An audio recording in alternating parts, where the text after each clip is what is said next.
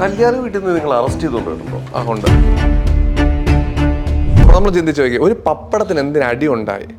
കല്യാണത്തിന് വരുന്നതിൽ 70% ആളുകൾ കുറ്റം കണ്ടുപിടിക്കാനാണ് വരുന്നത്. അതുകൊണ്ട് നമ്മുടെ നാട്ടിൽ പപ്പടത്തിന് അടി ഉണ്ടായത്. ഈ ഉപ്പ് വിളമ്പേണ്ട അടുത്ത് ഉപ്പ് വിളമ്പിയില്ലെങ്കിൽ വഴക്കുണ്ടാക്കുന്ന ആൾക്കാരുണ്ടായിരുന്നു. എനിക്കൊരു പേരുണ്ട്, കല്യാണ വീട്ടിലെ കാര്യസ്ഥൻ. മാതൃഭൂമി പത്രത്തിനകത്ത് ഒരു 4ാമത്തെ കോളത്തിലൊരു വാർത്ത വന്നതാണ്, പെരുന്നയിൽ നിന്നൊരു കാര്യസ്ഥൻ എന്ന് പറഞ്ഞ് അവൻ എഴുതിയൊരു ആ റൈറ്റപ്പാണ്. പിന്നീട് അത് കാര്യസ്ഥനായി. പിന്നെ അപ്പം ഞാൻ ആലോചിച്ചു, നിങ്ങളുടെ വിവാഹ വേദികളിൽ കാര്യസ്ഥനായി മയൂഖം. അപ്പം നമുക്കതൊരു ടൈറ്റിലും കിട്ടി.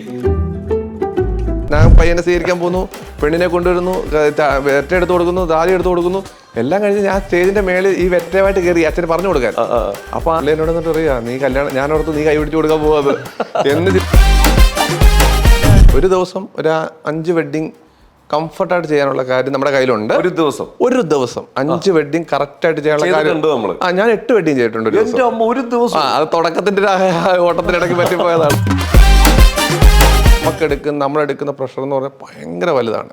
ചെറിയ സാധനം, തീപ്പെട്ടിക്ക് പോലും ഭയങ്കര പ്രാധാന്യമുള്ള ഒരു മേഖലയിലാണ് നമ്മൾ നിൽക്കുന്നത്. ഈ 10 വർഷമായിട്ട് എനിക്ക് ഡയറി ഇല്ല.